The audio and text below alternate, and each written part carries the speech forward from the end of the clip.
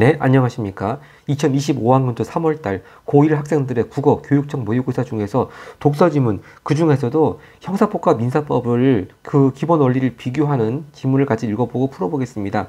아마 이 지문 내용이요, 중학교 사회 시간에 배웠던 것을 기본 바탕으로 해서 장차 고등학교 통합사회 과정에서 그 배울 기본 지식을 다져주는 내용으로 그렇게 파악이 됩니다. 자, 먼저 첫 번째 문단 보겠습니다. 법질서 아래에서는 관계의 종류에 따라 적용해야 할 법의 분야가 달라지는데 법의 대표적인 두 분야는 형사법과 민사법이다. 형사법은 국가와 범죄자 간의 법률 관계를 구율하며 민사법은 바로 이 첫 문단부터 보더라도요, 이 지문의 기본적인 골격이 형사법과 민사법 이 두 개를 가지고 비교 대조하는 그런 대립상으로 나아가고 있다. 그런 걸 감을 잡을 수가 있겠습니다. 하여튼 그렇게 형사법은 국가와 범죄자 간의 법률 관계를 규율하고 민사법은 개인과 개인 혹은 개인으로 인정되는 법인과의, 이게 범인이 아닙니다. 법인과의 관계에 적용된다. 이 법인의 뜻이 의미가 맨 끝에 각주 보면요, 법률상 권리와 의무의 주체가 될 수 있는 사단과 재단, 뭐 쉽게 말해서 단체 생각하면 될 것 같아요.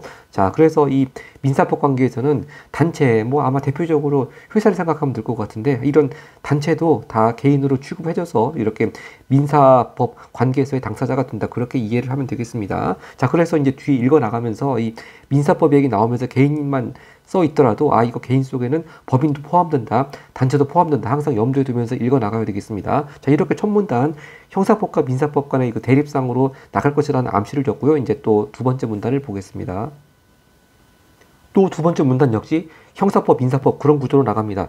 형사법의 목적은 사회질서 유지 및 범죄 처벌로 공익을 위해 국가가 범죄자에게 형벌을 가한다. 여기서 형벌, 뭐 우리가 쉽게 생각할 수 있겠죠. 여기 형벌의 유형들이 쭉 열거가 되네요. 생명, 자유, 명예, 재산 등에 관한 기본권을 박탈하는 것을 내용으로 한다. 자, 우리가 사회 시간에 배웠던 거 한번 잠깐 떠올려 보면은 일단 생명 박탈하는 거 뭐 있습니까? 가장 무시무시한 사형이고, 또 자유 박탈하는 거 징역 들어가는 거죠. 또 명예를 박탈하는 거, 뭐 자격 정지, 자격 상실 그런 겁니다. 또 재산을 박탈하는 거는 이제 돈을 강제로 내게 하는 거죠. 벌금 얘기하는 겁니다. 자, 그리고 민사법은요, 개인 간 분쟁 해결 및 개인의 권리 보호를 목적으로 한다. 여기서 다시 말씀드리지만, 여기서 민사법 얘기 나올 때 개인 간 분쟁 해결, 이 개인 속에는 법인도 포함된다. 항상 염두에 둬야 되겠습니다. 네, 또 사건 당사자들이 평등한 관계임을 전제하고, 즉 여기서 평등의 반대말은 수직적인 관계겠죠. 네, 항상 그 말 바꿔치기 할 걸 유의해야 되겠습니다.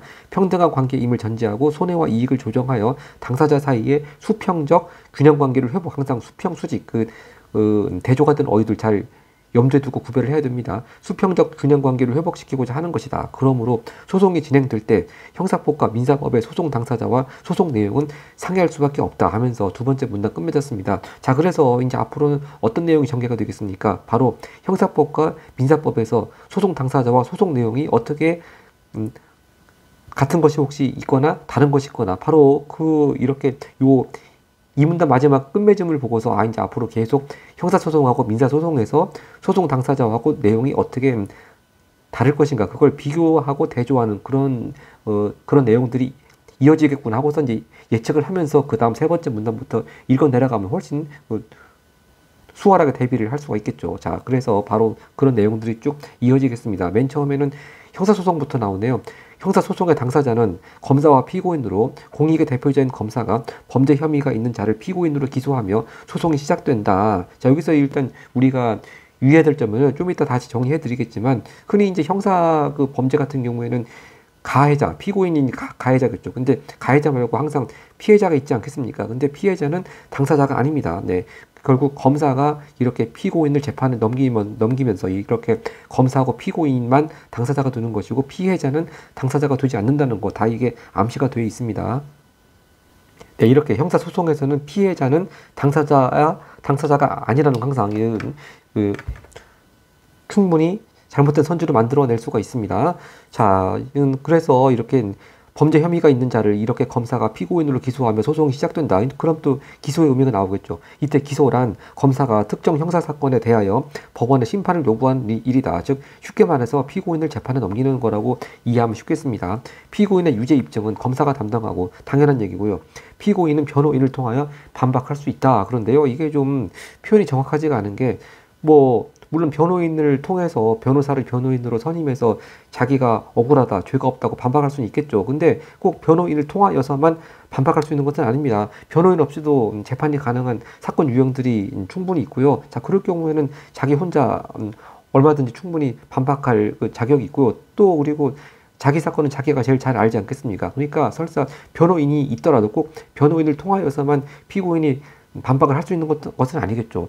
이렇게 서울시 교육청이 매년 3월마다 각 학년에 걸쳐가지고 법지문을 꼭 빼놓지 않고 내는데 좀 이번 고1 법지문은 좀 이따 계속 보겠지만 표현이라든지 그런 게 우리가 상식선에서 알고 있는 내용들하고 비교해 봤을 때 좀 엉성한 부분들이 좀 있습니다. 하여튼, 일단 지문이 그렇고요. 그다음 법원은 검사의 입증과 피고인의 반박을 토대로 피고인의 범죄 성립 여부 및 잘못의 정도를 따진 후 그에 합당한 벌을 내린다. 이때 어떤 두 사람이 같은 종류의 범죄로 기소되었더라도 범죄 동기와 정황, 피고인과 피해자의 합의 여부 등을 고려하여 형량이 결정되므로 두 사람의 최종 선고형은 달라질 수 있다. 뭐 예를 들자면 둘이 같이 뭐 남의 집에 훔쳐가서 도둑질 하기로 했는데 한 명은 담 넘어 들어가서 훔치고 또 한 사람은 밖에서 망보고 있고 일단 뭐 죄명은 다 같이 절도겠죠. 근데 그렇지만 그런 죄를 저지르기 위한 동기가 다를 것이고 또 둘 중에서 한 사람만 피해자하고 합의하거나 다 그럴 수 있겠죠. 얼마나 충분히 그런 사정들은 달라질 수가 있기 때문에 두 사람이 최종 선고형은 꼭 죄명이 같다고 해서 선고형까지 꼭 같으란 법은 없는 겁니다. 자, 그런 얘기고요. 그리고 검사가 피고인을 기소하면 소송이 시작되는 것이 원칙이다. 하지만 예외. 자, 항상 법주문 하면은 원칙이 나오면 예외가 꼭 따라 나오고 예외가 나오면 꼭 이건 문제화가 됩니다. 그래서 이거 특히 딱 주의 깊게 반응을 해가면서 예외 부분 읽어야 되겠습니다. 예외적으로 피해자가 처벌을 원하지 않으면 국가가 나서 규율하지 않기로 정한 폭행죄, 모욕죄 등의 경우에는 소송이 진행되지 않을 수 있다 했습니다. 자, 그래서 이 예외. 자, 그러니까 예외가 아닌 경우는 어떻습니까? 피해자가 처벌을 원치 않더라도 어떻게든지 판결로 결론을 내는데 이렇게 판결로 결론을 내서 뭐 유죄든 무죄든 또 유죄라면은 형을 어떻게 정할 것인가 다 결론을 낼 텐데 예외적으로 이렇게 폭행죄, 모욕죄 이런 경우에는 피해자가 처벌을 원치 않으면은 소송이 진행되지 않을 수 있다. 즉 피고인을 처벌하지 않을 수 있다. 그런 말이죠. 그래서 아마 사회 시간에 배웠거나 이제 배웠을 것인데 바로 이런 유형의 죄 보고 친고죄라고 하지 않습니까? 친히 피해자가 고소를 제기해야지만 처벌할 수 있는 범죄입니다. 그래서 이제 나중에 법지문 등에 아마 이제 이런 게 분명히 나올 것 같은데요. 이렇게 예를 들어서 쭉 맨 처음에 고소를 하고 피해 신고를 했는데 좀 피해자가 잘 합의를 해줘가지고 또는 마음이 바뀌어서 이제 피고인의 처벌을 원치 않는다, 가해자 처벌을 원치 않는다. 그럴 때는 또 아직 재판에 넘어가기 전 단계하고 재판에 넘어간 이후의 단계가 또 처리 방법이 다릅니다. 좀 그것만 제가 간단히 보충적으로 정리를 하겠습니다. 네, 이렇게 앞으로 계속 각 학년에 걸쳐서 계속 우리가 보게 될 법주문에 대비해서 참고로 말씀드리자면 이렇게 폭행죄, 모욕죄 같은 경우에 피해자가 처벌을 원치 않으면 아직 검사가 재판에 넘기기 전, 즉 기소하기 전의 단계에서는 공소권 없음이라고 해서 즉 그러니까 검사가 법원에 기소할 권한이 없다 그런 뜻으로 공소권 없음 그런 내용으로 해서 검사가 딱 끝내버리고요. 만약에 재판 넘겨진 이후에 피해자가 처벌을 원치 않는다고 그렇게 했다. 그럴 경우에는 그 법원은 뭐 정식 판결을 내리는 것이 아니고 즉 뭐 유죄다 무죄다 또는 뭐 유죄라면은 징역 얼마 그렇게 판결을 내리는 것이 아니고 공소기각으로 처리를 해버립니다. 그래서 그렇게 처리하는 유형 이름이 공소기각 결정, 뭐 공소기각 판결 그렇게 얘기하는데요. 하여튼 이렇게 친고죄의 경우에는 여기 소송이 진행되지 않을 수 있다. 의미에 대해서 제가 잠깐 보충적으로 말씀드렸습니다. 네, 앞으로 충분히 학년이 올라가면서 법지문에서 만날 수 있는 용어들입니다. 자, 하여튼 여기까지가 형사소송의 당사자와 또 내용이 그렇다는 것이고요. 자, 이제 이번에는 민사 차례입니다. 자, 민사소송의 당사자는 원고와 피고. 자, 이렇게 읽을 때 이제 앞전에 바로 앞문단에서 형사 쪽에서는 당사자가 누구라고 했다. 항상 그럴 걸 다시 한번 상기해가면서 비교 대립상을 항상 생각을 해야 되겠죠. 그러니까 일단 민사소송의 당사자는 원고와 피고라고 그랬고 앞전 문단에서 형사소송의 당사자는 검사와 피고인이라고 했습니다. 자, 그 용어 차이 잘 우리가 염두에 둬가야 되겠고요. 자, 피해자라고 주장하며 소송을 제기한 개인이 원고가 되고 즉 소송을 제기한 사람이 원고가 되고 그럼 그 상대방이 피고가 되겠죠. 가해자로 지목된 상대방은 피고가 된다.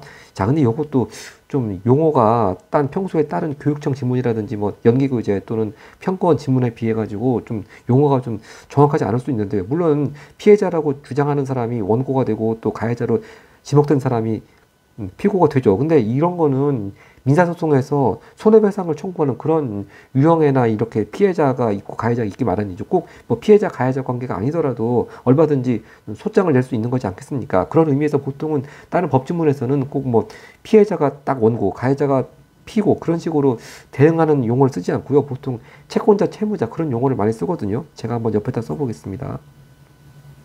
네, 제가 여기 이쪽에 용어를 간단히 적어놨습니다만 앞으로 법주문에서 정말 굉장히 많이 볼 용어들입니다. 채권자, 채무자 그런 용어. 즉 채권이라고 하는 거는 어떤 사람이 다른 사람들한테 어떤 행위를 해달라고 요구할 수 있는 권리라고 이제 정의가 됩니다. 그러니까 예를 들어서 돈 안 갚으면 돈 갚으라고 요구할 수 있는 권리, 뭐 돈 갚든지 물건을 넘겨주든지 뭐 부동산의 소유권을 넘겨주든지 어떤 행동을 하라고 하든지 하여튼 어떤 행동을 하게 할 것을 요구하는 권리가 채권이고 그런 권리 가진 사람이 채권자, 또 그런 의무가 채무고 그런 의무 지는 사람이 채무자. 그러니까 보통 민사소송에서 원고 역할을 하는 경우는 이렇게 넓게 봐서 채권자는 개념을 더 많이 쓰죠. 여기서 요번 지문에서 피해자라고 하는 사람도 물론 가해자한테 손해배상하라고 돈으로 손해배상하라고 요구할 수 있는 권리가 가지니까 물론 넓게 봐서는 채권자에 해당이 됩니다. 근데 마치 이 지문에는 꼭 이렇게 피해자 가해자 관계가 있는 손해가 발생한 이런 경우에만 꼭 마치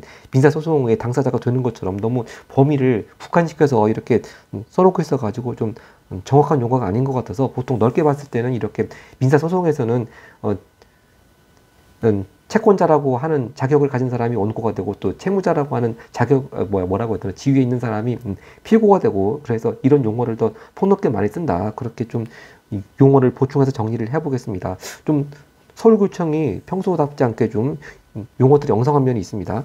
자, 하여튼 그렇다는 얘기고 이때 각 당사자는 모두 소송 대리인, 변호인을 쓸 수 있습니다. 자, 그래서 변호사로 하여금 자기가 너무 바쁘거나 뭐 또는 일반 개인은 법률 지식이 없을 수 있으니까 변호사가 개인 대신에 재판 나가서 이렇게 변론을 하게 하는 거죠. 바로 이제 그런 자격을 가진 변호인 보고 소송 대리인이라는 그런 용어를 씁니다. 자, 그러니까 이것도 좀 정확하지 않은 게 이 변호인이란 표현은 아까 위에서도 봤지만 형사소송에서나 이렇게 피고인을 변호해주는 사람 그런 뜻의 변호인이란 용어 쓰는 것이고 민사소송에서는 변호인이란 용어는 안 씁니다. 그 변호사를 자기가 선임을 해서 자기 대신에 또는 자기랑 같이 재판에 나가서 자기를 위해서 변호를 해줄 사람 바로 그런 사람을 가리켜서 소송 대리인이라는 그런 용어를 쓰는 것이죠. 그래서 기왕 변호인이라는 표현 쓸 거면 차라리 뭐 소송 대리인인 변호사를 쓸 수 있다고 하든지 그렇게 좀 용어를 좀 정확히 했으면 좋지 않았을까 그런 생각이 듭니다. 네, 계속 보겠습니다. 민사소송의 당사자들은 자신에게 유리한 법규를 근거로 하여 자신에게 책임이 없다는 사실을 입증해야 된다고 하는데 아니 이것도 좀 정확하지 않은 게 재판에서 이기려면은 자신한테 책임이 없다는 것만 가지고 됩니까? 예를 들어서 축구에서 골을 먹지 않는다고 하면은 뭐 최소한 비기일 뿐이죠. 이길 수 없죠. 결국 상대방한테 책임이 있다고 하는 걸 입증해야 되지 않겠습니까? 그래서 이걸 이제 좀 추론식으로 좀 더 보충하자면은 자신에게 책임이 없다는 사실을 입증한다. 이걸 뒤집어 얘기하면은 상대방한테 책임이 있다고 하는 점을 입증해야지 재판에서 승소할 수가 있겠죠. 네, 그렇게 좀 의미를 보충해서 읽으면 좋을 것 같습니다. 이제 하여튼 만약 입증해야 하는 사실을 입증하지 못하는 경우 법원은 해당 당사자에게 불리하게 판단할 수밖에 없다. 민사소송은 형사소송과 달리 즉 형사소송과 차이점이 또 이렇게 부각을 시키면서 나오고 있습니다. 두 당사자가 손해와 이익을 적절하게 타협하면 바로 소송이 종결된다. 여기서 참고로요. 계속 ABCD 해가지고 스몰 ABCD로 해서 어휘 문제가 나오는데 굳이 뭐 저희 채널에서는 어휘 문제는 다루지 않겠습니다. 하여튼 이 민사소송의 특징이 두 당사자가 손해와 이익을 적절하게 타협하면 바로 소송이 종결된다. 즉 이걸 다른 말로 하면은 굳이 판결까지 가지 않고 재판이 끝난다 그런 뜻입니다. 그래서 아마 이것도 다른 법지문에 아마 그런 용어가 나올 것 같으니까 미리 좀 간단히 정리해두자면 이렇게 해서 두 당사자가 적절하게 타협을 해서 판결까지 가지 않고 소송이 종결되는 그런 용어 그런 처리 절차를 가리켜서 한 뭐 3가지 정도를 들 수 있다고 합니다. 네, 이렇게 소취하 그러니까 소장 낸 걸 없던 걸로 하겠다 이렇게 소취 아니면 화해 조정 이런 형식을 빌려가지고 이렇게 타협한 내용을 딱 정리하면은 더 이상 판결까지 갈 필요 없이 누가 이겼다 그렇게 할 필요 없이 소송이 종결되는 바로 이런 게 민사소송의 특징이라고 하는 거죠. 자, 그럼 혹시 여기서 헷갈릴 수가 있는 게 여기서 형사소송과 달리 그랬는데 바로 앞전 문단에서 이렇게 형사소송에서도 이렇게 뭐 예외적이긴 하지만 피해자가 처벌을 원하지 않으면은 이렇게 소송이 진행되지 않을 수도 있다. 그런 거하고 혹시 이건 겹쳐지지 않을까 그런 생각이 들 수도 있습니다. 뭐 크게 봐서는 겹칠 것도 같고요. 자, 그런데 이렇게 폭행이나 모욕죄 같이 예외적으로 이렇게 피해자가 처벌을 원치 않는 경우에도 자동적으로 소송이 끝나는 것이 아니고 이렇게 만약에 소송을 하고 있는데 합의가 돼가지고 이렇게 피해자가 처벌을 원치 않는다고 한다면 또 별도로 법원이 공소기각이라고 하는 절차를 거쳐야 되고 그러니까 자동적으로 합의가 됐다고 해서 이렇게 폭행죄나 모욕죄에서 자동적으로 합의가 됐다고 해서 그냥 곧바로 소송이 끝나지 않는가 바로 그런 점에서 이렇게 넓게 봐서는 민사소송하고의 차이점이라고 볼 수가 있겠습니다. 네. 그 다음 자 근데 여기서 이제 그 다음 문단 가기 앞서서 이제 우리가 여기까지 계속 민사법하고 형사법의 기본 원리에 대해서 비교 대조하는 지금 대립상이 계속 나가 있지 않습니까? 그래서 다시 한번 우리가 이 지문을 읽으면서 유의해서 읽어야 할 대립상을 한번 다시 한번 정리를 해보겠습니다. 자, 이렇게 이 지문에서 유의해서 읽어야 할 대립상 첫 번째 바로 민사법과 형사법에 대해서 하여튼 뭐 여러 가지 기본 원리 그다음에 소송 당사자 내용 뭐 등등해서 항상 민사법은 어떻고 형사법은 어떻고 이렇게 대립상을 생각해 줘야 되는 것이고 그 다음에 또 당사자의 어떤 사람들이 당사자가 되는 것과 관련돼서 민사법 같은 경우에는 원고가 있으면 상대방은 피고 형사소송 같으면은 검사가 있으면은 상대방은 피고인 왠지 이렇게 항상 또 당사자의 지위 가지고도 대립상을 생각해 줘야 되냐 하면은 항상 이렇게 국어지문에서 잘못된 선지 만들어내는 것이 이 주체를 가지고 또 항상 말을 살짝 바꿔치기 하지 않습니까? 주체나 객체를 가지고 항상 말을 바꿔치기 해야 되기 때문에 원고가 있어야 될 자리에 피고를 슬쩍 끼워넣거나 또 검사가 있어야 될 자리에 슬쩍 피고인을 끼워넣거나 또는 아까 전에 제가 말씀드렸지만 형사소송에서는 검사가 당사자가 되는 것이지 피해자는 당사자가 될 수 없는데 검사가 들어가야 될 자리에 피해자를 끼워넣거나 그렇게 항상 주체나 객체를 바꿔치기 할 수가 있기 때문에 그런 점을 늘 유의해서 읽어야 된다는 의미에서 이렇게 요 지문에서 유의해서 읽어야 할 대립상 일단 정리를 한 다음에 또 그 다음 문단 계속 이어가서 보겠습니다. 자, 계속 이어집니다. 형사법과 민사법은 서로 다른 분야인 만큼 하나의 사건이더라도 그중 한 분야에서만 예를 들어서 민사든 형사든 또는 두 분야 모두 즉 민사 형사 모두에서 문제가 될 수 있다. 여기서 이제 예를 들고 나갑니다. 만약 갑이 을에게 맞아 갑이 다쳤다. 즉 갑이 피해자고 을이 가해자가 되겠네요. 이 하나의 사건이 있다고 가정해보자. 이때 검사가 법원에 을을 상해죄라는 법규 아까 전에 폭행 나왔습니다만 폭행하고 상해는 비슷한 것 같지만 다릅니다. 상해는 폭행을 해서 상처가 발생하면 상해죄가 되는 것이고 상처가 발생하지 않으면 그냥 폭행죄로 끝나는 거죠. 하여튼 그러니까 이 상해죄가 되면은 피해자가 처벌을 원하지 않는다 하더라도 가해자는 처벌을 받아야 되는 그런 관계입니다. 하여튼 상해죄라는 법규로 처벌해달라는 형사소송을 제기할 수도 있고 갑이 을에게 치료비와 위자료를 청구하는 민사소송을 제기할 수도 있다. 하지만 하나의 사건이라 하더라도 똑같은 결론이 도출되지 않을 수도 있다. 소송마다 입증해야 되는 하는 사실관계가 다를 수 있을 뿐만 아니라 입증의 정도도 다르기 때문이다. 바로 그 예를 보여주는 문제가 이렇게 맨 끝에 사례 문제가 나와 있는 37번입니다. 그래서 간단히 요거를 37번 나온 내용을 바탕으로 해서 간단히 이제 왜 이게 무슨 얘기냐 정리해보면은 여기서 이제 가해자가 을이 가해자죠. 근데 을이 형사 쪽으로 가서는 무죄가 나올 수 있지만 형사가 무죄가 나왔다고 해서 민사로 가서 책임이 인정 안 되는 꼭 그런 것만은 아니라는 겁니다. 그러니까 가해자가 즉 을이 형사 재판에서는 무죄가 나오더라도 또 민사 재판에서는 책임을 인정해서 손해배상하라는 거나 판결이 나올 수 있다고 하는 거죠. 그 이유는 이렇게 소송마다 입증해야 하는 사실관계가 다를 수 있을 뿐만 아니라 입증의 정도가 다르기 때문이다. 그 이유입니다. 바로 그 이유를 지금 보충 설명하는 이제 내용이 바로 그 다음 문단부터 이어지겠습니다. 자, 이제 형사소송은 법관으로 하여금 합리적인 의심을 할 여지가 없을 정도, 대단히 강하네요. 강한 입증을 요구한다. 다시 한번 법관으로 하여금 즉 의심을 하는 판단 기준이 법관입니다. 법관으로 하여금 합리적인 의심을 할 여지가 없을 정도의 강한 입증을 요구한다. 근데 입증을 누구한테 요구해야 되겠습니까? 바로 피고인이 죄가 있다고 하는 거, 유죄를 입증은 검사가 해야 되겠죠. 그러니까 검사한테 이렇게 강한 입증을 요구한다고 해야 되겠죠. 이것도 살짝 말 바꿔치기 해서 피고인에게 이런 합리적인 의심을 할 여지가 없을 정도의 강한 입증, 즉 무죄가 아니라고 합리적인 의심을 할 여지가 없을 정도, 무죄가 아니라 합리적인 의심을 할 여지가 없을 정도의 강한 입증 요구한다. 이걸 피고인에게 요구한다. 그러면 이건 완전히 바꿔치게 된 거죠. 그래서 여기도 어떤 대상한테 이 강한 입증을 요구하는가 그게 빠져 있는데 이게 강한 입증을 요구한 대상은 당연히 검사입니다. 자, 그래서 즉 증거가 기소 내용에 진실하다고 확신하게 하는 증명력이 부족하다면, 즉 강한 입증이 부족하단 말이겠죠. 피고인에게 유죄 의심이 간다고 하더라도 피고인의 이익으로 판단한다. 이는 이 바로 원칙의 이름이 무죄 추정의 원칙입니다. 그리고 그 법조항 근거 조항이 나와 있네요. 즉 형사소송법 제275조에 의해서 피고인은 유죄의 판결이 확정될 때까지는 무죄로 추정된다는 법규를 근거로 하기 때문이다라고 하는데, 이것도 다른 법지문하고 달리 엉성합니다. 이런 아주 중요한 원칙이 당연히 헌법에 나와 있죠. 우리가 충분히 사회 시간에 아마 배운 기억이 날 겁니다. 그래서 이 무죄 추정의 원칙이 나와 있는 것도요, 형사소송법에서 처음 나오는 것이 아니고 엄연히 헌법에서, 이렇게 헌법 27조 사항에서 무죄 추정의 원칙이 엄연히 규정이 되어 있고, 그걸 받아가지고 이렇게 형사소송법에도 같은 내용의 조문이 들어가 있는 것입니다. 네. 하여튼 계속 좀 이번 서울교육청 문제, 고1 문제가 엉성한 부분이 발견되고 있습니다. 하여튼 그래서 따라서 형사소송에서는 100을 기준으로 검사의 유죄 입증 정도가 51이면 유죄가 될 수 없겠죠. 네. 그렇게 다음 페이지로 이어지겠습니다. 이렇게 51대 49 가지고는 진짜 이렇게 합리적인 의심을 할 여지가 없을 정도의 강한 입증에 해당한다고 보기에 정말 택도 없다, 막 그런 얘기가 되겠습니다. 계속 다음 페이지 올라가겠습니다. 자, 여기서 기억 쭉 밑줄 그어놓고 36번으로 이어지는 추론 문제가 나오는데, 일단 기억 읽어보도록 하겠습니다. 10사람의 범인을 놓치는 한이 있더라도 한 사람의 죄 없는 자를 벌해서는 안 된다는 법원. 자, 우리가 평소에 이런 얘기 상식으로도 많이 들었습니다.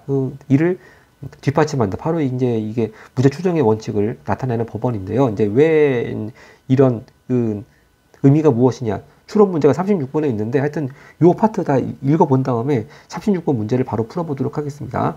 그래서 흉악한 범죄를 범한 혐의로 중형을 선고받은 피고인이 상급심에서 무죄를 선고받기도 하는데, 여기서 무죄는 반드시 피고인의 결백을 의미하지는 않는다. 즉 피고인이 그런 죄를 절대로 범한 것이 아니다, 그런 뜻이 아니라고 하는 거죠. 즉 강한 입증이 부족할 뿐이다, 그런 뜻입니다. 근데 이 무죄란 말의 뉘앙스가 죄가 없다, 그런 뉘앙스가 좀 풍기기 때문에 이제 보통 이렇게 무죄다 그러면 피고인이 충분히 그런 행동 했을 것 같은데, 피고인 말고 그런 행동을 할 사람이 없는데 죄가 없다니, 이건 너무 좀 이상한 판결 아닌가, 그렇게들 우리가 말의 뉘앙스를 좀 잘못 오해할 수 있는 것 같은데요. 바로 그런 의미인 것 같습니다. 여기서 무죄란 용어가 나왔다고 해서 반드시 피고인의 결백, 즉 그런 행동을 한 것이 아니다까지 완전히 증명된 것은 그런 건 아니라는 거죠. 피고인이 그런 행동을 했다고 합리적인 의심이 할 여지가 없을 정도로 입증이 되지 않은 상태에 불과한 겁니다. 네, 그래서 무죄 이꼴 결백은 아니다, 그걸 유의해야 되겠습니다. 분명히 이것도 아마 출제 포인트인 것 같은데, 결과적으로 이 문제는 나오지 않은 것 같습니다. 근데 얼마든지 내신이라든지 다른 법지문에서 충분히 출제 포인트로 나올 수 있습니다. 하여튼 요 파트, 지금 기억에 밑줄 그은 요 부분 36번 문제를 풀어보겠습니다. 근데 이런 추론 문제를 풀 때는요, 문제로 가기 앞서서 먼저 우리가 이게 중간식 문제라고 생각을 하고 서술형 문제라고 생각을 하고 먼저 머릿속으로 답을 좀 정리해 놓은 다음에 문제 들어가 보면 훨씬 빠르고 시간 단축해서 문제를 풀 수 있습니다. 우리가 사회 시간에 이런 원칙을 두는 이유가 맨날 나오는 게 있죠. 국민의 기본권 침해를 방지한다, 다른 말로 인권을 보호한다, 바로 그런 얘기 똑같습니다. 인권 보호, 인권 보장. 그래서 이렇게 우리가 마치 서술형같이 머릿속에서 이런 무죄 추정의 원칙을 두는 이유가 기본권 침해 방지, 인권 보호, 인권 보장, 그런 의미를 먼저 딱 이제 정리한 다음에 문제로 가면 금방 답을 찾을 수 있습니다. 바로 그 얘기가 가장 적절한 것이 선지 5번에 있습니다. 선지 5번. 바로 이렇게 범죄 사실이 확실하게 입증되지 않았음에도, 즉 강한 입증을 하지 못했음에도 처벌을 받아 개인의 기본권이 침해되는 경우를 방지하기 위한 것이겠군. 그대로 답이 되겠습니다. 이렇게 기본권 침해 방지 또는 인권 보호, 인권 보장을 위해서인 거죠. 한번 다른 것도 한번 그냥 가볍게 보겠습니다. 선지 1번. 피고인과 피해자의 타협이 이루어지기 전까지는 피고인을 무죄로 한다는 것이겠군요. 이건 완전히 무죄 추정의 원칙을 엉뚱하게 아까 민사 쪽에서 나왔던 타협의 길을 딱 섞어 넣어가지고 엉뚱한 선지를 만든 것이고요. 완전 땡입니다. 선지 2번. 재판 과정에서 개인의 재산상 피해가 발생하더라도 국가는 사회 질서를 우선시해야 한다는 것이겠군. 이거 무죄 추정의 원칙과 아무 관계가 없고요. 선지 3번. 잘못된 행위를 하더라도 그 행위에 관련된 법규가 없다면 검사가 해당 내용으로 기소할 수 없다. 이것도 이게 형사법의 대원칙, 다른 법지문에 종종 나옵니다. 바로 이런 원칙 보고 교형 법정주의라고 그러죠. 교형 법정주의. 어떤 죄에 대해서 어떤 형벌을 가한다 그런 내용이 법률로 되어 있지 않으면은 아무리 나쁜 짓이라고 우리가 생각한다 하더라도 처벌할 수 없다는 그런 내용입니다. 물론 조형 법정주의 좋은 원칙이긴 합니다만 이 무죄 추정과는 아무 관계가 없는 거고요. 선지 4번 보겠습니다. 재판에서 피고인은 자신에게 불리한 사실과 관련한 질문에 답하지 않을 수 있는 권리, 이것도 당연히 있죠. 근데 이 무죄 추정의 원칙과 아무 관계가 없고요. 하여튼 또 나중에 법지문에서 자주 나올 것 같습니다만 바로 이런 권리 보고 진술 거부권이라고 하지 않습니까? 진술 거부권이라고 하고 또는 뭐 흔히 하는 말로 묵비권이라는 말도 많이 쓰죠. 묵비권. 하여튼 무죄 추정 원칙과 관계가 없습니다. 네, 하여튼 다른 형사법의 그 대원칙들을 막 이렇게 잘못된 선지로 섞어놨습니다. 하여튼 이렇게 가볍게 36번 문제를 푼 다음에 이제 마지막 민사 파트 이제 마지막 마무리 해보겠습니다. 자, 우리가 방금 전까지 본 게 형사소송에서의 그 강한 입증, 즉 입증의 정도를 받고 이제 민사입니다. 민사소송에서는 통상인이라면 의심을 품지 않을 정도의 입증. 자, 이게 한번 아까 형사 쪽하고 비교해 봅시다. 자, 형사 쪽은 이 얼마나 입증이 되었는지 판단하는 그 관점이 법관의 관점입니다. 근데 이건 법관의 관점이 아니고 통상인이라면, 즉 법관이 아니라도 일반 사람들이라면 의심을 품지 않은 정도, 확실히 그 강도가 낮아진 거죠. 이렇게 형사하고 엄연히 이렇게 입증의 정도가 차이가 있고요. 누구의 관점에서 의심을 품느냐, 그것도 분명히 누구의 관점인 것도 차이점이 있네요. 법관이냐, 통상인이냐. 하여튼 이 민사소송에서는 통상인이라면 의심을 품지 않을 정도의 입증을 요구한다. 이는 어떤 사실이 있었다는 점을 인정할 수 있는 개연성을 증명하는 정도로 해석된다. 결국 법원은 원고와 피고의 증거를 바탕으로 신뢰할 만한 증거를 누가 더 많이 제시했는가를 기준으로 판단한다. 만일 원고와 피고의 입증 정도가 51대 49, 아까 형사는 검사가 50일 정도로 입증하는 것만 가지고는 택도 없다고 했는데 민사는 그게 된다는 겁니다. 하여튼 누구든지 조금이라도 유리한 증거, 조금이라도 유리하게 그 입증하면은 그 사람이 승소한다 그런 얘기죠. 그래서 51대 49라면 원고의 손을 들어주게 된다. 이렇게 충분히 형사 쪽하고 민사 쪽 대조를 해서 이해가 됐습니다. 자, 그러면 지문을 다 읽었고 문제 풀어보겠습니다. 먼저 34번 갑니다. 자, 역시 34번은 이 전반적인 지문의 설명 방식을 묻고 있습니다. 적절하지 않은 건 네, 한번 차례차례 보겠습니다. 첫째, 용어의 개념을 설명해서 자, 처음부터 기소란 그러면서 다 충분히 나와 있으니까 1번 맞고요. 선지 2번 규범 내용을 인용하여 특정 원칙, 바로 이거 아까 나온 것이 뭐였습니까? 무죄 추정의 원칙. 네. 무죄 추정의 원칙에 대해서 어떤 규범 내용을 인용했습니까? 바로 형사소송법 몇 조라고 인용을 했죠.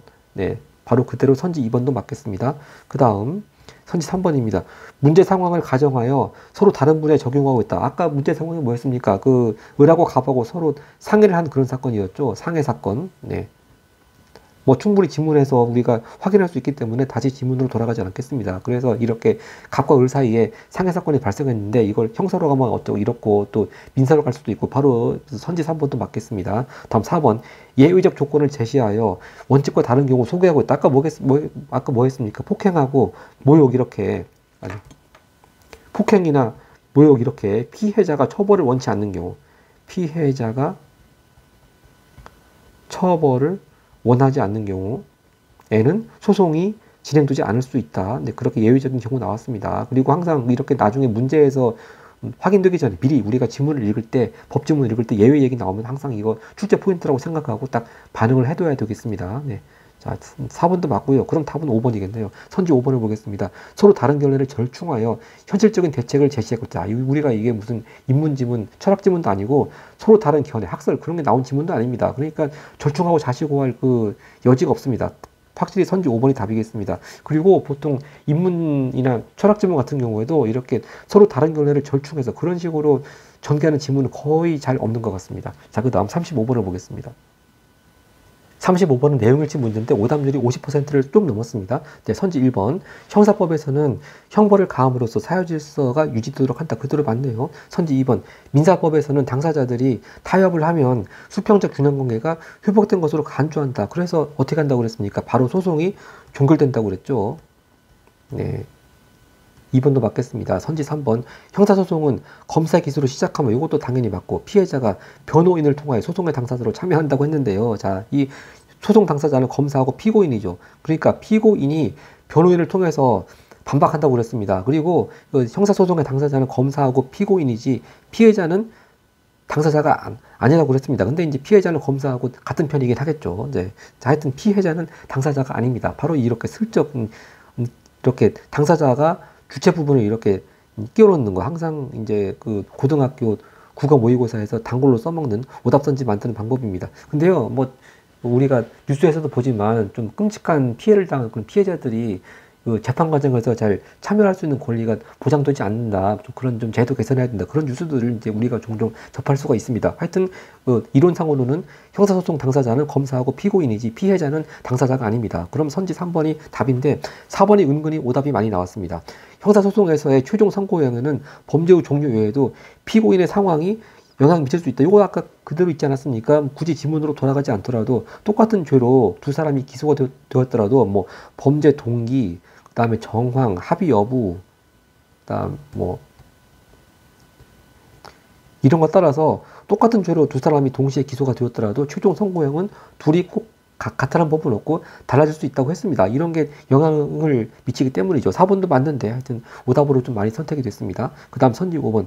민사소송에서는 특정 사실이 있었을 개연성을 증명하는 증거를 많이 제출한 당사자가 유리할 수 있다. 그대로 마지막 문단 그대로 정리한 선지니까 맞겠습니다. 그 다음 아까 36번은 받고 37번 사례 문제로 가겠습니다. 이 37번은요, 오답률이 54.4%를 기록했습니다. 자, 뭐 차근차근 이 보기에 나와 있는 사례들을요, 우리가 지문에 나와 있는 용어로 최대한 이 읽어나간 단계에서 바꿀 수 있으면 바꿔져가면서 읽어보겠습니다. 자, 기업과 니은은 동일한 사건을 바탕으로 제기된 소송이다. 그러면 뭐 한쪽은 형사고 한쪽은 민사겠네요. 자, 하여튼 동일한 사건인데 윗글을 바탕으로 보기를 이해할 때 적절하지 않은 것은입니다. 자, 먼저 기억이 먼저 형사가 나왔습니다. 왜냐하면 검사 얘기가 나오지 않습니까? 운전 중이던 A는 도로에 쓰러져 있던 B를 밟고 지나갔는데, 아마 내용 보면은 아마 이 이후 B가 민사재판이 이렇게 했다고 하는 거 보니까 다행히 죽진 않은 것 같습니다. 하여튼 뭐 A는 이렇게 B를 밟고 지나갔으나 이를 인지하지 못했다. 그러니까 뭐 우리가 흔히 말하는 뺑소니는 아니네요. 이게 뺑소니가 되려면은 이렇게 B를 밟고 지나가는 걸 알고도 도망가야 뺑소니가 되는데 그런 건 아닌 것 같고, 하여튼 죄명은 나오지 않았습니다. 검사는 A가 주의 의무를 위반하는 과실을 범해 B를 밟았다고 판단하고 A를 기소했습니다. 그러니까 A가 피고인이죠. 하지만 구조가 복잡하여 도로 환경이 열악했던 점 등을 고려하면 주의 의무 위반으로 인해 사고가 났음을 인정하기 어렵다며 무죄가 선고되어서 확정되었습니다. 네, 자, 그러니까 형사는 그런데 민사는 어떤지 보겠습니다. 이후 B는 A가 가입한 보험사에 손해배상 민사소송을 제기했습니다. 여기서 주의할 점이요. 이게 여기서 원고는 B가 되겠는데 피고는 A가 아니죠. A가 가입한 보험사가 피고입니다. A한테 이렇게 보험금 달라고 손해배상 소송을 제기한 거니까 여기서 피고는 A가 아니고 보험사고요. 보험사는 A의 형사소송 판결을 근거로, 즉 이렇게 돈을 줘야 될 책임을 요구당하는 보험사 입장에서는 이거 A에 대한 형사재판에서 이거 주의무 위반 때문에 사고 난 거 아니라고 무죄 판결 났다. 그러니까 우리도 이거 보험금 지급하지 않아도 된다. 그런 내용을 주장했다고 하는 겁니다. 그래서 이렇게 A의 형사소송 판결을 증거로 제출하며 이 사건은 손해배상 면책사유에 해당한다고 맞섰다. 즉 우리 쪽, 즉 A 쪽 책임 없다. 그렇게 이렇게 형사 판결 무죄난 것을 근거로 맞섰습니다. 하지만 법원은 A가 도로에 사람이 다닐 가능성을 염두에 두어 안전하게 운행할 의무가 있었고 제출한 증거로는 해당 사실을 입증하기에 부족하여 B에게 보험금을 지급하라고 판결하였다. 이것도 말이 꼬였습니다. 자, 이게 좀 제가 의미를 좀 정리해 보겠습니다. 자, 일단 법원은 결국 B, 즉 원고 B를 승소하게 판결했다고 하는 것인데, 아니 여기 중간에 제출한 증거로는 해당 사실을 입증하기 부족하다 이렇게 해놓고 바로 앞에 안전하게 운행할 의무가 있고, 근데 제출한 증거로는 해당 사실 입증하기 부족하여 이렇게 하니까 마치 제출한 증거로는 안전하게 운행할 의무를 위반했음을 입증에 부족하다 해서 마치 원고 B가 또 민사에서도 패소한 것이 아닌가, 그렇게 오해를 일으키는 좀 그런 문장 구성입니다. 그래서 다시 정확히 얘기하자면 여기서 제출한 증거로는 해당 사실을 입증하기 부족하다 할 때 여기서 제출은 바로 보험사, 즉 이 민사재판의 피고가 제출한 증거이겠고요. 여기서 입증하기 부족한 해당 사실은 보험사가 주장하는 면책사유, 즉 보험금 지급할 책임이 없다. 그 점을 입증하기 부족하다. 그렇게 이해를 해야지 이게 최종적으로 원고인 B가 승소한 결과까지 그렇게 이해가 되겠습니다. 좀 이 보기 문장도 참 엉성하게 만든 것 같습니다. 네, 죄송한 말씀이긴 합니다만 자, 하여튼 그래서 결국 정리하자면 아까 이거죠. 아까 우리가 지문에서 하나의 사건이라 하더라도 똑같은 결론이 도출되지 않을 수 있다. 바로 그 얘기가 바로 그겁니다. 왜냐하면 그 이유가 아까 지문에 나왔듯이 민사나 형사마다 입증해야 하는 사실관계가 다르고 입증의 정도가 다르다는 걸 이 사례가 그대로 보여주고 있는 것이죠. 가해자가 형사에서는 무죄가 나올 수 있지만 민사 쪽에서는 가해자 측이 이렇게 또 책임을 지는 판결이 나올 수가 있는 것입니다. 이렇게 충분히 이해를 하고 이제 선지를 풀어보겠습니다. 선지 1번입니다. 기억은 피고인의 범죄 사실을 규명하여 처벌하기 위한 소송, 즉 형사소송이고요. 니은은 피고와 원고 간의 분쟁을 해결하기 위한 소송, 즉 이거 민사입니다. 여기서 근데 유의할 점은 이 니은 소송에서 피고는 뭡니까? 가해자 A가 아니고 보험사라고 하는 거. 이걸 항상 우리가 물론 요 선지는 그런 선지 없습니다만 얼마든지 또 바꿔치기해서 선지가 나올 수 있으니까 유의해야 되겠고요. 선지 2번입니다. 기억에서 A의 주의 의무 위반과 니은에서 A 안전하게 운행할 의무 위반 여부를 판단할 때 입증해야 하는 사실관계가 동일하지 않을 수 있었겠군. 바로 보면 바로 기억 쪽에서는요, 구조가 복잡하여 도로 환경이 열악했던 점, 바로 이 점을 근거로 해서 뭐 주의 의무 위반이라고 볼 수 없다. 또는 주의 의무 위반으로 인해 가지고 사고가 났음을 인정하기 어렵다고 했는데 이제 B에서는 그래도 도로에는 물론 도로가 차단이라고 만든 거긴 하지만 그 도로에 그래도 사람이 다닐 가능성은 항상 염두에 둬가면서 안전하게 운전해야 되는 거 아니냐. 바로 그런 점을 강조하면서 또 그런 측면에서 이렇게 주의무 위반했다고 안전하게 운행할 의무 위반했다고 판결했다고 하는 거니까 이렇게 입증해야 하는 사실관계가 동일하지 않았겠네요. 네. 바로 2번도 받겠습니다. 그 다음 선지 3번. 이게 오답인데요. 자, 기억에서는 A의 유죄를 입증할 만한 증거의 증명력이 부족했을 것으로. 즉, 다른 말로 하자면은, 아까 제가 썼어야 되는데, 결국 강한 입증에 실패를 한 거죠. 네, 이걸 위에 쓰겠습니다. 아니, 여기 쓸까요? 네. 검사가 강한 입증을 하는 걸 실패를 했습니다. 자, 근데 니은에서는 B가 통상인에 여기서도 살짝 법관하고 바꿔치기를 할 수 있는데 민사 쪽에서는 법관이 아니고 통상인입니다. 판단하는 관점이 통상인이 의심을 품지 않을 정도의 입증, 즉 이건 아까 지문 용어로 말하자면 개연성을 입증하는 것에 성공했다고 봐야 되겠네요. 개연성 입증 성공. 네, 이렇게 충분히 지문 속에 나온 개념하고 이렇게 서로 같이 치환해가면서 역시 선지 3번도 맞다고 할 수가 있는데 은근히 오답으로 많이 선택이 되었습니다. 자, 선지 4번 보겠습니다. 기억에서는 도로에 쓰러져 있던 B의 과실이 크다는 것이 피고인에게 유리하게 작용했고, 여기서 이제 이 말을 중간에 살짝 끼워 넣는데요. 자, 피고인에게 유리, 즉 피고인이 무죄가 나온 것은 맞습니다. 근데 피고인이 무죄가 나온 이유가 뭡니까? B의 과실이 크기 때문에 무죄가 나왔습니까? 그것 때문에 무죄가 나온 것이 아니죠. 구조가 복잡해서 도로 환경이 열악했던 점 때문에 이게 뭐 주의 의무 위반이라든지 뭐 또 주의 의무 위반 때문에 이렇게 피해가 발생했다, 이런 점을 증명하기 부족하다, 그런 이유로 피고인에게 유리하게 무죄가 나온 것이지 B의 과실이 더 크다, 그런 얘기 전혀 나오지 않았습니다. 물론 우리가 상식적으로 이렇게 도로에 쓰러져 있으면 이거 과실이 큰 거 아니냐 생각할 수도 있는데 그 도로에 쓰러지는 원인이 뭐 여러 가지가 있을 수 있죠. 그러니까 왜 도로에 쓰러져 있는지 여기 전혀 나오지 않았기 때문에 B의 과실이 큰지 작은지, B의 과실이 무엇인지도 지금 나오지 않아 있습니다. 그래서 일단 기억에서부터가 틀렸습니다. 자, 그리고 니은에서는 A가 도로의 보행자를 인지하지 못했다는 것이 원고, 즉 B죠, B. 원고에게 B에게 유리하게 작용했겠군. 이건 뭐 맞겠다고 볼 수 있죠. 이렇게 항상 도로에 사람이 다닐 가능성을 염두에 두어서 안전하게 운행을 해야 되는데 그렇게 사람이 다닐 가능성을 염두에 두지 않았기 때문에 도로의 보행자를 인지하지 못했다고 그렇게 충분히 해석을 할 수 있습니다. 그래서 니은은 맞다고 볼 수 있는데 기억에서부터가 틀렸기 때문에 답은 선지 4번이 되겠습니다. 예. 자, 그 다음 선지 5번입니다. 기억에서는 법관, 법관이야. 우리가 형사 쪽에서는 판단하는 관점이 법관 관점이라고 했습니다. 법관이 열악한 도로 환경을 근거로 A 유죄에 대해서 합리적인 의심을 품었지만, 자, 그래서 합리적인 의심을 할 여지가 없을 정도가 돼야지만 A가 유죄가 되는 것인데 합리적인 의심을 품었기 때문에 무죄가 된 것이죠. 또 근데 니은에서는 도로에 사람이 다닐 가능성을 근거로 피고의 법적 책임, 즉 여기서 피고는요 보험사입니다. 자, 여기서 다만 이제 피고가 보험사인지 아니면 뭐 A인지 뭐 그거 가지고 이렇게 말을 살짝 바꿔치는 문제는 나오지 않았지만 항상 우리가 그런 문제가 나올 경우도 염두에 둬야 되겠습니다. 하여튼 도로에 사람이 다닐 가능성을 근거로 피고 보험사의 법적 책임을 인정한 것이겠군. 그대로 맞겠습니다. 자, 그래서 답은 4번인데요. 좀 3번하고 4번이 약간 헷갈려 했을 그런 문제였을 것 같습니다. 자, 그리고 마지막 어휘 문제는 굳이 뭐 다루지 않겠습니다. 자, 이렇게 해서 고1 독서지문 중에서 법조문 같이 읽어보고 풀어봤습니다. 감사합니다.